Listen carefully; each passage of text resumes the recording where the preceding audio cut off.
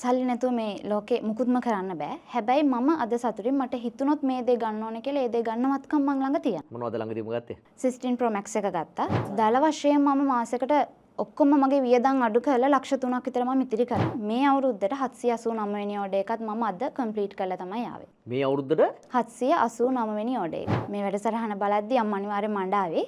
අම්මා තමයි මගේ ශක්තිය. අදටත් හෙවණැල්ල වගේ පස්සෙන් ඉන්නේ අම්මා. මගේ විශේෂත්වයයි අපි හිතමු යාපනයට අපි ඕඩර් එකක් අරන් යනවා කියලා. ඒ ඕඩර් එකේ මේන් අපි අරන් යන්නේ කේක් එක යාපනයට ගියත් කේක් බයි සචි මම තමයි කේක් එක හදන්නේ.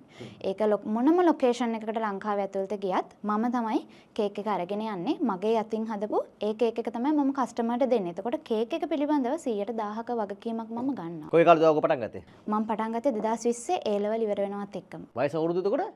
එතකොට අවුරුදු 18යි. ඒ ලෝ ඉවරච්ච ගමන් පටන් ගත්ත බිස්නස් එක තමයි කේක් බයි සචි කියලා මෙච්චර දුරක් ආවේ. ඔන්න අද ලහිරුට කියන්න අපේ ස්පෙෂල් පොඩ්කාස්ට් සීරීස් එක ලංකාවේ ස්ටාර්ට්අප්ස් වලට අපි ලබා දෙනවා chance එක. ඉතින් හරි TV සහ ලහිරු මුදලිගේ සෝෂල් මීඩියා ඔස්සේදී අපි ඒ පිළිබඳව දැනුවත් කරනවා. ඕගොල්ලන්ගේ කතාවත් ඔයාලට ස්ටාර්ට්අප් එකක් තියෙනවා නම් ඔයාලට chance එක තියෙනවා අපේ සෝෂල් මීඩියා හරහා ඒ පිළිබඳව ලංකාවටම මුළු ලෝකෙටම කියන්න. දැන් කී දෙනෙක් වැඩ කරනවද? මම යටතේ 4 දෙනෙක් වැඩ කරනවා. 4 දෙනෙක් වැඩ කරනවා. මොනවද දැන් තියෙන ප්‍රොඩක්ට්ස්? ෆ්‍රෙෂ් ෆ්ලවර්ස් කරනවා, කේක් කරනවා. ඒට අමතරව gift items ඕනිම දෙයක් අපෙන් ගන්න පුළුවන්. කොහමද බිස්නස් එක කොයිතරම් සාර්ථකයිද? බිස්නස් එක පටන් ගත්තට වඩා මේ වෙද්දි මාරම සාර්ථකත්වයක් තියෙනවා. මම පටන් ගත්තේ මට එතකොට ෆෝන් එකක් තිබ්බේ නැහැ.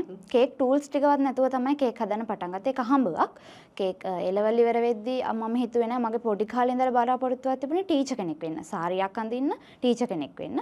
ඒ කාලේ නිකන් හිතුවේ ගුරුවරයෙක් වෙලා මාසෙකට කීයක් වගේ වැටුපක් ගන්නද? ඒ කාලේ හිතුවේ රුපියල් 30000ක් හොඳටම ඇති. ඒ කාලේ මට තිබුණ දැනුමත් එක්ක රුපියල් 30000ක් හොඳටම ඇති. මට ලස්සන ඇඳුමක් ගන්න, ලස්සන සෙරෙප්පු දෙකක් ගන්න. ඒ ගානට මට ඒ පඩිය ඇති. ඒක නිසා මට ඕනුනේ අර සාරියක් ඇඳගෙන චූටි ළමයි ටිකකට උගන්වන්න. හැබැයි ලොකු වෙනවත් එක මේ ලෙවල් ඉවර වෙනවත් එක්කම මගේ අයිඩියා එක සම්පූර්ණයෙන්ම වෙනස් වුණා. අද ජීවිතේ කොයිතරම් වෙනස් වෙලාද?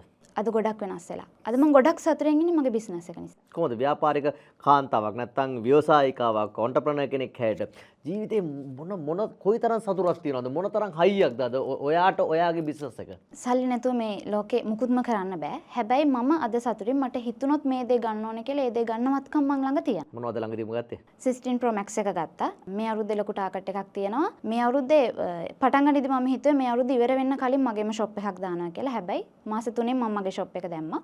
ලබන අවුරුද්දට දාපු ටාගට් එක මම මේ අවුරුද්දේ කවර් කරන්න දැන් වැඩ කරගෙන යනවා. එතකොට දැන් ඔන්ලයින් උත් වගේ බිස්නස් එක සම්පූර්ණයෙන් තියෙනවද? සම්පූර්ණයෙන්ම ඔන්ලයින් තියෙනවා. සාමාන්‍යයෙන් දැන් කේක්ස් ගත්තොත් මාසෙට කේක් කීයක් විතර විකිරනවද? වැඩසටහනට එන්න කලින් අය ඊරෑ බැලුවා අද දෙන්න ඕඩර්ස් තියෙනකොට මම කීවෙනි ඕඩර් එකද අද දෙන්නේ කියලා මේ අවුරුද්දට 789 වෙනි ඕඩර් එකත් මම අද කම්ප්ලීට් කරලා තමයි ආවේ. මේ අවුරුද්දට 789 වෙනි ඕඩර් එක. අවුරුදු ඉවරදී කීයක් කම්ප්ලීට් කරන්න පුළුවන්ද? මගේ ටාගට් එක තියෙනවා 2000 පන්නලා. ලබන අවුරුද්දේ ටාගට් එක කේක් හදන්න. කේක් කොයිතරම් විකුණන්නද ලබන අවුරුද්දේ? මගේ ටාගට් එක දවසින් දවස වෙනස් වෙනවා අයියේ. මම අද කේක් 5ක් කරලා આવති මම හෙට අනිවාර්යයෙන්ම 6ක් 7ක් කරනවාම තමයි. මගේ ටාගට් එක තියෙන්නේ දවසකට සර්ප්‍රයිස් 6ක්. ඒ කියන්නේ මට කවර් කරන්න පුළුවන් පරාසය ඇතුළත දවසක සර්ප්‍රයිස් 6ක්. පවන දවසට 6ට වඩා එනවා. ඉතින් ටයිම් එක මදි මට පැය 24 මදි. එතකොට මට අන්තිමට එන ඕඩර්ස් ටික කැන්සල් කරන්න වෙනවා. සාමාන්‍යයෙන් දැන් ඔබ ව්‍යවසායිකාවක් හැට අද ඔයාගේ බිස්නස් එකක් තියෙනවා ටීචර් කෙනෙක් වෙන්න හිතපු හිතවිල්ල එතනින් එහාට ගිහිලාද ඔයාගේම ඕන් බිස්නස් එකක් තියෙන්නේ කොහොමද සාමාන්‍යයෙන් දල වශයෙන් මාසිකව කොයිතරම් ප්‍රමාණයක් ඔබ හම්බ කරනවද? මාසෙන් මාසෙට වෙනස් වෙනවා. දල වශයෙන් මම මාසෙකට ඔක්කොම මගේ වියදම් අඩු කරලා ලක්ෂ 3ක් විතර මම ඉතිරි කරනවා. කොයිතරම් හොඳයිද නේ? මම හිණෙකෙමත් හිතුවේ නෑ මේ වගේ තැනකට මම ආවි කියලා. හැබැයි අහඹු කේක් කෑල්ලක් නිසා මගේ ජීවිතේ මාර විදියට මම සාර්ථක කරගත්තා. නිකන් රසාවක් කරා නම්? ඇත්තටම රසාවක් කරා නම් මම කෙනෙක්ගේ යටතේ වැඩ කරන්නේ. මම චූටි කාලේ ඉඳන් මර ටීචර් කෙනෙක් වුණාට ලොකු වෙන කෙනෙක්ගේ යටතේ වැඩ කරන්න මම කැමති වුණේ නැහැ. මට මේ රස්සාව ඇතුළත මගේ නිදහස තියෙනවා. මට ඕන තරම් ආදායම තියෙනවා. මගේ අම්මා තාත්තට සලකන්න පුළුවන් වත්කම තියෙනවා. ඉතින් මං හිතනවා මගේ අම්මා තාත්තා නංගිලා හැමෝම මම නිසා සතුටින් ඉන්නවා. ව්‍යාපාරික කාන්තාවක් හැට මොකක්ද යන්න තියෙන ඔයාගේ ෆයිනල් ටාගට් එක? ෆයිනල් ටාගට් එක මගේ ජීවිතේ මම ආසයි බ්‍රෑන්ඩඩ් දේවල් පාවිච්චි කරන්න. මොනවද? ඕනම දෙයක් බ්‍රෑන්ඩඩ් දෙයක් පාවිච්චි කරන්න ආසයි. මොනවද කැමතිම බ්‍රෑන්ඩඩ්ස් මේ වෙලාවේ? දැනට මගේ ලොකුම ටාගට් එක කාර් එකක්. කාර් එකක්? මොකද ආස වාහනේ? සිවික් එකක්. Honda Civic එක? Honda Civic එකක්. කොච්චර කාලෙකින් ඔයාගේ ටාගට් එකට යන්න පුළුවන්ද? මේ අවුරුද්දට දෙසැම්බර් වලට කලින් shop එක open කරන්න ටාගට් එක තිබුණා. ඒක මම මාස 3කින් complete කරගත්ත නිසා මම හිතනවා මේ අවුරුද්ද ඉවර වෙන්න කලින් හෝ ලබන අවුරුද්දේ මාස 3 ඇතුළත මම මගේ හීනෙට යනවා. අම්මලා මොනවද කියන්නේ? අම්මා ඇත්තටම සතුටුයි. මේ වැඩසටහන බලද්දී අම්මා අනිවාර්යෙන් මඬාවේ. අම්මා තමයි මගේ ශක්තිය. අදටත් හෙවණැල්ල වගේ පස්සෙන් ඉන්නේ අම්මා තමයි. මට අම්මා ගැන කියන්න වචන නැහැ. ඇත්තටම කඳුළු වෙන අම්මා ගැන කතා කරද්දී වැටුණු හැම තැනදීම මගේ පස්සෙන් හිටිය අම්මා. අදටත් මගේ පස්සෙන් ඉන්නේ අම්මා. මොනවද ඒ වගේ මතක සටහන් තියෙන්නේ? හොඳම මතකේ තමයි මේ අවුරුද්දේ ෂොප් එක ඕපන් කරද්දී මං කිව්වා මට නගරෙකම ෂොප් එක දාන්න ඕනේ. මම අයියේ දෙනියායනේ. එතකොට දෙනියායනොත් ගමේ අපි. ගමේ මගේ ටාගට් එක මට බිස්නස් මදි වේවි, කරගන්න බැරි වේවි, අඩුම ෂොප් එකේ ආදායමෙන් මට බඩු ටිකවත් ගේන්න බැරි වේවි. අම්මා කිව්වේ නෑ මං ඔයාලට නගරෙක දාලා දෙන්නම්. ගමේ කරලා බලන්න. ගමේ ෂොප් එකක් දාන්න. අම්මත් එක්කම මාගියු කරා. මට කරන්න බෑ. ඔයා ෂොප් එක දාලා එහෙනම් ඔයා කරන්න. ආගියු කරා. අම්මා කියන දෙයක් අද වෙනකම් මට වැරදිලා නෑ. ෂොප් එක දැම්ම ඊට පස්සේ අම්මගේ කියන්නේ මගේ අකමැත්තෙන් අම්මගේ කැමැත්තෙන් අද දාලා තියෙන තැන ෂොප් එක මං ඕපන් කරා. දවස් 5න් ෂොප් එක හැදුවේ.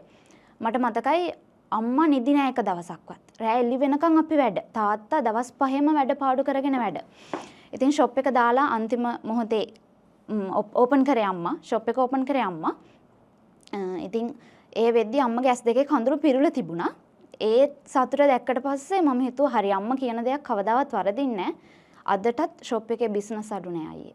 ෂොප් එකේ අම්මගේ ආශිර්වාදේ. අම්මගේ ආශිර්වාදේ. මගේ අකමැත්තෙන් ෂොප් එක දැම්මේ අම්මගේ කැමැත්තෙන්. ඒ කියන්නේ මම අදටත් විශ්වාස කරනවා අම්මා කියන දෙයක් වරදින්නේ නෑ. හරි අම්මට දුවෙක් හැටුවට මොනවද දෙන්න පුළුවන් වෙච්ච ලොකුම දේ? මම ඉන්න තැන දැක්කලා අම්මා සතුටු වෙයි. මට කැම්පස් යන්න බැරි වුණා. එදා අම්මා දුක් වෙන්නේ නැති. හැබැයි මං අද ඉන්න තැන දැක්කලා මං දන්නවා අම්මා සතුටුයි.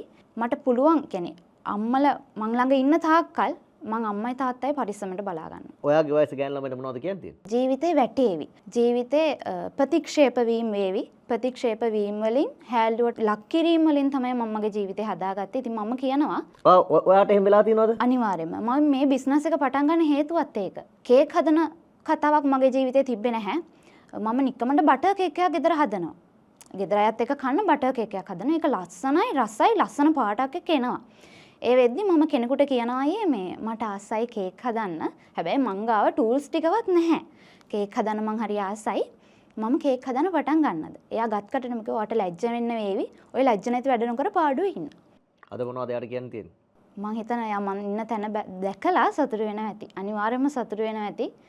එයා ඊට පස්සේ මට කතා කළත් කියලා තියෙනවා මේ මම හිතුවේ නෑ ඔයා ඒ තරම් වැඩක් කරાવી කියලා. පළවෙනි කේක් එක හදලත් මම එයාට ෆොටෝ එක යවනවා. ෆොටෝ එක යවද්දී එයා හිතන්නේ නැහැ මම හැදුවේ කියලා. මගෙන් අහනවා ඔයාමද මේක හැදුවේ කියලා. එදා ඉඳලා එයා හැබැයි කිව්වා ඔයාට හරි මම එදා කියපු දේ වැරදි. ඔයාට ගමනක් යන්න පුළුවන් කියලා. ඒ වචන ටික තමයි කේක් ව්‍යාපාරයක් මේ විදිහට පටන් ගන්න මට ලොකු උදව්වක් උනේ. මේ chance එක ගැන මොකද හිතන්නේ? මේ වැඩසටහන මට ලොකු උදව්වක් වුණා, ලොකු ශක්තියක් වුණා.